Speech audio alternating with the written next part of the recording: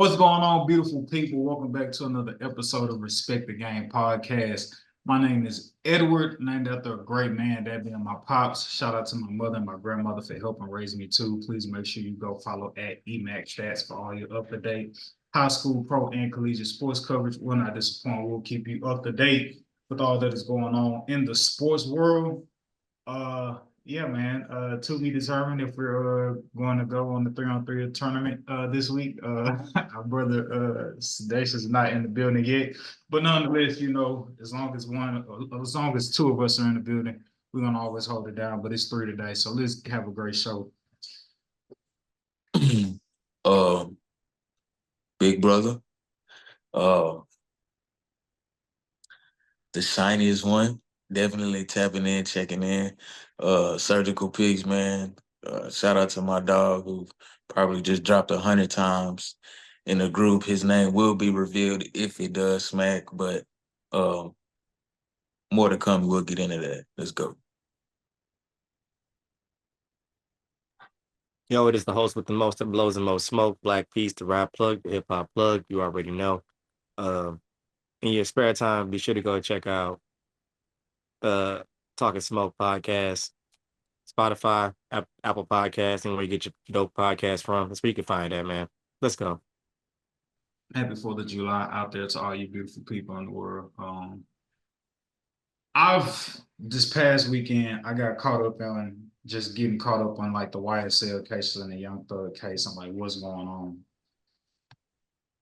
Me personally, I'm trying to like when I first seen the Young Thug had like the judge was black, I was like, all right, cool, okay. It seems that we have one point on the board in our favor. So you would think, No. right, right. Me in Atlanta, everybody black. But then as I said, as I went to go about trying to get caught up on like how the case is unfolding and what's going on, I'm like, I don't think you're on our side, but or on Young Thug's side there, buddy. But do y'all think Young Thug will beat this case? Oh man, them sales about to go through the roof when he come home. I think he gonna beat it. Just due to the frivolous nature overall on the case. I won't go into specifics if people have been catching up, or excuse me, keeping up with it. You see the inconsistencies and a clear violation of constitutional rights within the case and how it's being conducted, especially as it pertains to the prosecution's witnesses and just witness tampering altogether. So, man, it's really a shit show, man. It just looks like a big play being enacted. Oftentimes, man, when I see clips of it, it doesn't even look real in regards to the back and forth banter between, the judge and legal parties and things like that. So um, I think Thug will eventually walk in. When in hip hop, if you beat a case of this magnitude, that'll automatically elevate him to a Boosie level status, especially in Atlanta. He'll be a Teflon legend. Don. He already a legend forever, but Untouchable. he would definitely be, especially from a street sense, a legendary sense in regards to music. I mean, it would benefit him greatly. So I I definitely think he'll beat it, especially with what his lawyer went through as well.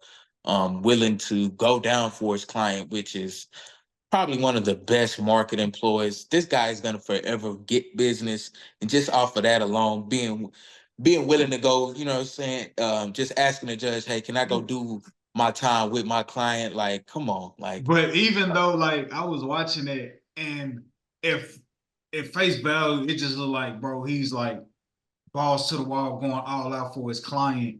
But I question how strategic and of a chess move it was for him to be able to do that or think to do that, whether it was like premeditated and calculated or not. Because if you do that, and it's like he can't show up to court, then you put him in a position to be like, oh shit, you had me locked up. I want a mistrial. Like I couldn't help my client because you locked me up. Remember?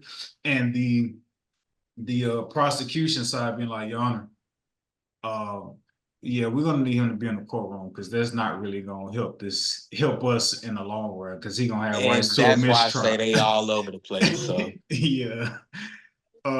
Black Peace, is Young Thug going to beat this case? Um, Gentleman is coming home, man. Gentleman is coming home. I see a lot of desperation in the prosecutors. They were very confident 2.5 years ago.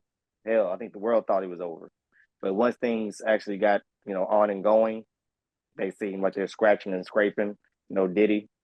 I feel like they're trying to. The judge, even though he seems like he's against Young Thug, I really feel like he's neutral. But I feel like the events that are going on in the case are making him feel some type of way. So if he feel like he's getting played by Young Thug's lawyer, he tends to say, you know what, screw you, Young Thug. If he feel like the prosecutors are starting to abuse the law or starting to trying to, go against what he's allowing, then he gets pissed off at them. I don't think he's necessarily against Young Thug. I just think he doesn't want to get played with and manipulated. He wants a straight case. That's what I'm reading from it. And I think that's what happened with the whole situation with his lawyer and why his lawyer was attacking him. Like, why are you doing this behind my back and this and that? And I feel like he was just trying, I think the judge was personally trying to get information because everything is just so crazy where they're out in public.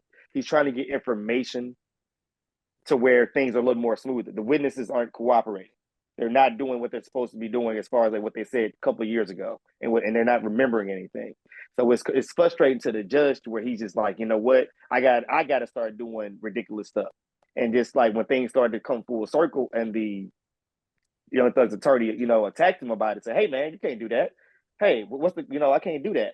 He tried to pull a power move and say, well, give me the guy's name. And just like you said earlier, like that kind of you know information and trying to punk somebody and trying to say I'm gonna put you in jail, you can't do that legally. So that was one of those situations where Young Thug's lawyer is still on top of it. He knows what he's doing. They're in total control, man. Like every angle that is happening in that courtroom, as much as it seems like, oh, Young Thug's about to be put away forever, there's nothing sticking at all. Nothing. Nothing. Like I said, they tried to do try to get confidential stuff about him, and they tried to flip it around, and his lawyer found and said, you know what, lock me up, as long as I'm with my client. Trying to play it off as if he didn't know, okay, this is going to get thrown away if I get locked up. So, but yeah, man, like I said, man, they're falling apart, man. It would be, I give it realistically 1 year for Young Thug to be home. 1 year. Kendrick Lamar's. Oh no, not that. Kendrick Lamar's "Not Like Us" is up to win a Grammy. Wow. Hold on, I just want to make. I seen that somewhere. I saved the wrong thing, but nonetheless, yeah. Did y'all watch the Ken and Friends concert? What were y'all takeaways from that concert? If y'all, well, did y'all see it? Did y'all get a chance to check it out? Yeah, man. And not to beat a dead horse, because that's essentially what. Real quick, forgive me for cutting you off. I want to chunk it up to maybe life or something happening as to why Sedacious wasn't on the podcast, but me putting Kendrick Lamar on the rundown makes me think he's ducking. Sedacious, where are you? Sedacious, where are you? Shout out to Wow. our dog. Love you, dog. I just think, man, it was just a furthering of the onslaught of shitting on somebody, showing him quite literally in poetic justice fashion, right? Like, this is what the culture looks like. This is what it looks like when you can bring out your whole city, your whole, you know what I'm saying, your whole state, where you can have Crips and Bloods on the same stage, where you can have beefing neighborhoods and beefing sets on the same stage and different, like I bring the culture together. I embody what it is to be a part of Black culture. And I'm not saying Crips and Bloods are a part of Black culture, but in regards to West Coast and that being their culture, in regards to being the origination of gangs, right? Just seeing the unity in regards to, again, the people he was able to bring out, not only rappers, but again, athletes, entrepreneurs. Like, again, he was representing something bigger than himself. Like, I'm a whole side of the continent, bro. I'm a whole side of the country. Like, you don't have that. Like, again, you come over here to get your swag, like, and we own to you. You still great. Go make some music now after this, though. After I done exposed what you really are to everybody, it's gonna hit a little different. And I ain't saying Drake ain't talented, and I ain't telling you that I may not go listen to that. I may be jamming it if it's hard, but it's like it does lose a little bit of luster. It does lose some value. It loses a lot of the essence that his music had around it, right? Like, now, if Drake get back in that melodic bag and he don't give me tough Drake, that's how you beat Kendrick. You go get back to your roots. Go give me comeback season Drake. You go do that. You go get in that bag. Come on. And he can't with you, Drake. Realistically, if you go get in that bag, that's your lane, bro. Like, you kind of, like, like, Lean you into gotta your just stay true to, strengths. bro. Come on. That's all I'm asking you to do. Please, but don't go give me back outside boys toting the 70 on the strip. I'm ready to, that shit don't even make sense. They don't even make 70 clips. What the fuck? Like, you, yeah, anyway, like I say, I digress, but Black he's the Peace. culture. I pretty much agree with Shine Hard for the most part of what Kendrick did. I feel like it was a little bit deeper. I think that was his way of responding to a lot of what Drake was saying in his diss songs about, his relationship with his wife, his kids, You know what really banger set, my nigga? YG. And then he go have YG on stage actually banging his set, and it's like, Drake, you might want to just, but go ahead, bro. But yeah, it was like everything he's, I'm bigger than you in your own city. That concert was exclusively for Compton. Literally. It was nobody else invited but Compton. So, just everything about that little not little, because it was definitely a big event. Everything about that event, man, it was definitely just a diss to Drake, but not in the sense of just, oh, this is all for Drake. It was just like it was well overdue. Also the fact that Drake, I feel like, has never brought anybody together. And just like you said, he showed that power of doing that. And if anything, I feel like Drake is a big side chooser when it comes to outside beefs. And this was like Kendrick saying, hey man, I'm so intact with the culture. I know how this actually works rather than just trying to like pick a side and do what's cool. Like, I know this is something that needs to be done, and I'm man enough to step into it. Like, you were right. You've been around so many beefs to where you just don't know how to move. I don't know. So I feel like this was him showing like, bro, this is how people in the culture really move, man. It's all about just feeling it and not trying to do what everybody wants you to do. So Breaking news, calling it now, as I've had a history. What album was that? Was that Damn? I don't know what album that was, but y'all remember when I had predicted that Kendrick was gonna drop the album, and he did like that same exact week. So yeah, that was actually crazy. And that's why you beautiful people should be listening to us, because we're gonna let you know what happens before it happens. Respect our game. All the momentum that Kendrick has had. Here's the other thing too. I'm gonna say this.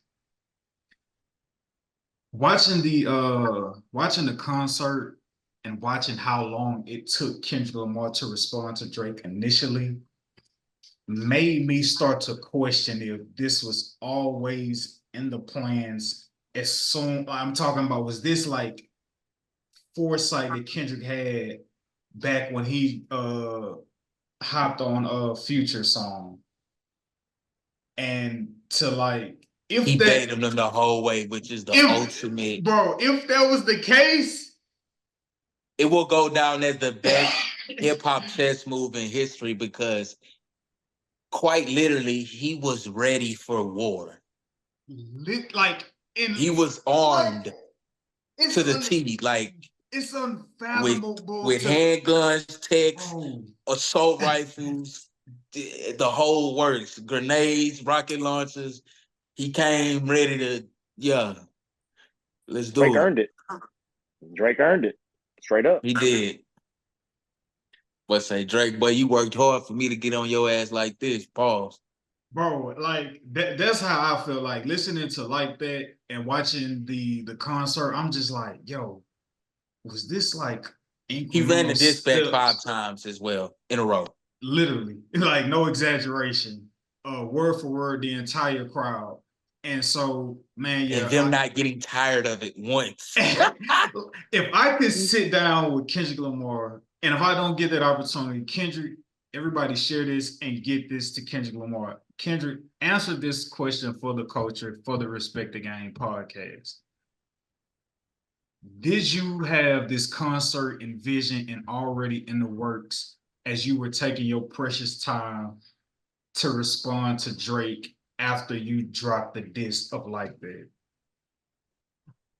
If in the event you had remotely had envisioned all of this and knew you were setting him up for the 1-2 hook right uppercut, just surgical to the absolute utmost. But yeah, no, the concert was absolutely amazing. Even apart from like just Kendrick's part, like all the other acts, DJ Mustard, DJ Head, I think it was absolutely great. And like I could only imagine the energy in the Forum Arena, cause like I felt the energy just watching the stream. I was just like, this shit is like through the roof. The ceiling is the roof. Shout out Michael Jordan. But yeah, man, like that's all I could think about. I was just like, damn, like, was he setting all of this up the entire time to have his moment when he was like in the heat, in the battle of war, going against Drake? Like, oh, this whole time, like, oh, why he ain't responding? What's taking him so long to respond? Like, was this nigga at Which rehearsals was in the only a middle? few days. Like, let's Right, true indeed. But it's just Facts. like, was he at rehearsal the whole time? Like, why y'all waiting on him to respond? Like, I mean, just think about it. He had 3 diss tracks already lined up when he was like when he finally did decide to respond.